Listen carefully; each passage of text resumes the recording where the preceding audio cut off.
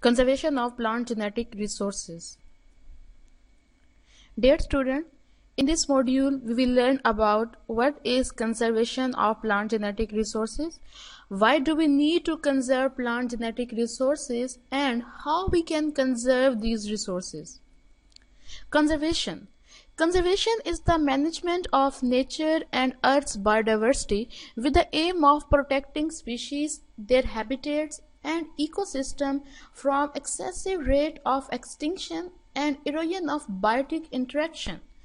Germplasm or plant genetic resources has to be maintained in such a state that minimize the risk of loss and allow either its direct planting in the field or its preparation of planting with relative case.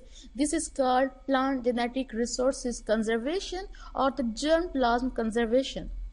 Now we will discuss why do we need to conserve these resources. There are different reasons behind this conservation. The first one is for food security and agrobiodiversity. We strongly need to conserve these plant genetic resources. The next one is biodiversity provide a valuable source of compound to the medical, food and crop protection and industries. So this biodiversity must be conserved for the future use. The next is all the species are important and help keep the ecosystem balanced. Disturbance in status of any species will lead to disturbance of whole ecosystem balance. So we must conserve all these resources. The last is genetic resources need to be conserved so that they may be used in crop research and be used as sources of genes for crop improvement. Here is some steps which are involved in the conservation of these resources. The first step is we must have some plant genetic resource diversity. Next, we will conserve these resources, and finally we use these conserved products for the production of many different products at a commercial level. Here are different steps which are involved in conservation method of these plant genetic resources. The first one is selection of target taxa. Selection of target taxa decide which species need active conservation and which type of genetic resource is appropriate for that species. The next one is project commission. Project commission formulate a clear, concise conservation statement establishing what species, why, and in general term where the species are to be conserved.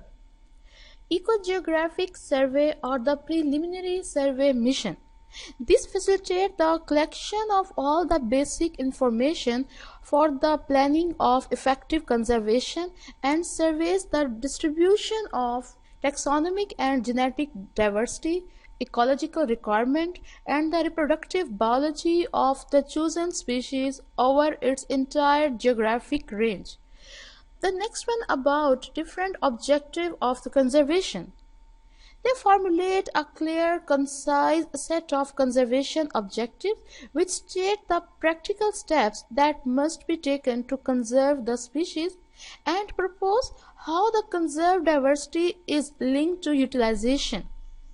Field exploration.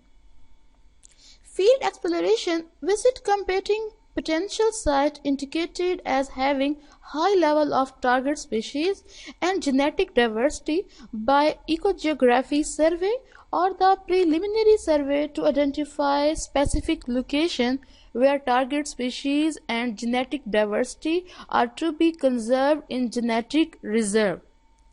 The next step is about different strategies which we adopt for this conservation. This involves the designing, management and monitoring of these genetic resources. Here are two main strategies about this conservation. The first one is in situ conservation, in which we provide protection to these plant genetic resources inside their habitat And the next one is ex situ conservation, in which we give protection these plant genetic resources outside their habitat. We will discuss both these types in the next lecture in detail. The next step is conserved product deposition and dissemination. The main conserved product, the plant population of the target taxa, are held in the reserve. However, there is need for safety duplication, and sample of germplasm should also be periodically sampled and deposited in appropriate reserve with appropriate passport data.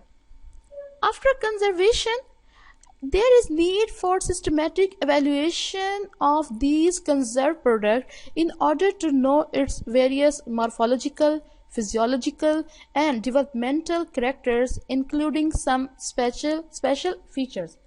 Next steps are about utilization of these conserved products at commercial level and obtaining different products due to their utilization.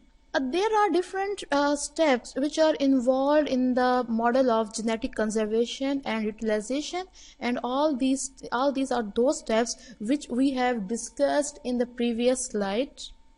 Thank you.